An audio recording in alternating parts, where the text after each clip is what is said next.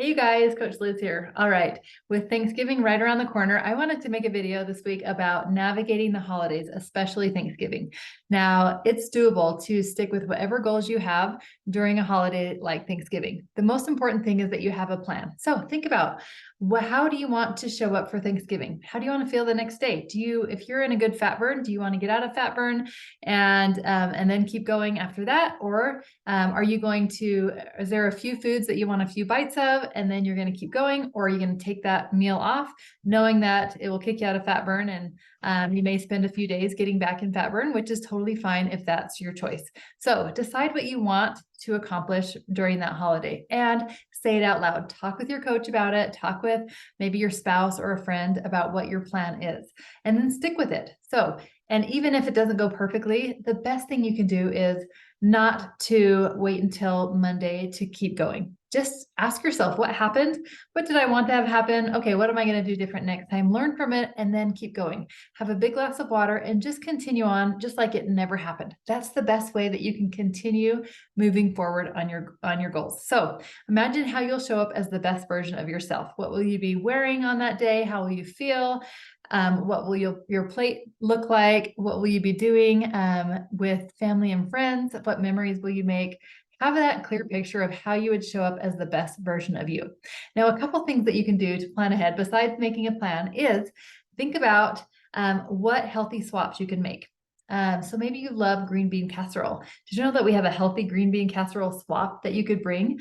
But whatever you decide, if you're not hosting, make sure that you bring something healthy so that you know at least there's one healthy vegetable there that you could at least have turkey and the green beans or the salad that you bring. So always volunteer to bring a healthy side.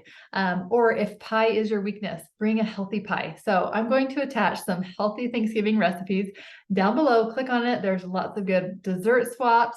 There's mashed potato swaps. There's green bean casserole or stuffing swaps. So you can swap out some of your favorite foods for something healthier so you don't feel like you're missing out and you can still feel good as you enjoy those things.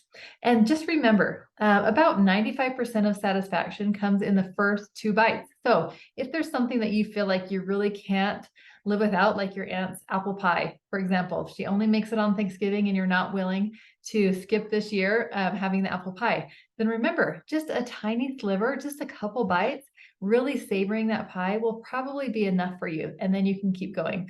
So be really picky about the things that might throw you out of fat burn or might throw you off track. Be really picky about those things that you're going to put on your plate.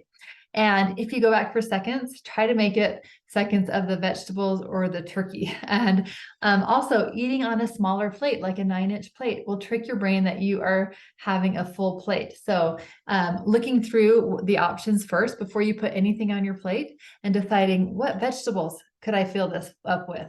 What protein do I want? Probably turkey, right? And then if you're going to have anything extra, like a little mashed potatoes, like what if you just had like one little tiny spoon of it and you just really got to savor that and enjoy that and then fill up on your lean and green meal? How great would that feel? So just remember that it is possible. You can make some healthy swaps and make it more about the memories. Having something like a glass of water or sparkling flavored water in your hand is really helpful so that your hands are not empty, chewing gum until the meal, and then not skipping food, not skipping your meals before the big meal. Make sure that you stay on your program, keep your blood sugar balanced so that when you go to eat dinner, you're not starving. And then also, I love to do something active on every Thanksgiving. I love to go for a long walk or maybe play a sport with my family or go on a hike in the morning.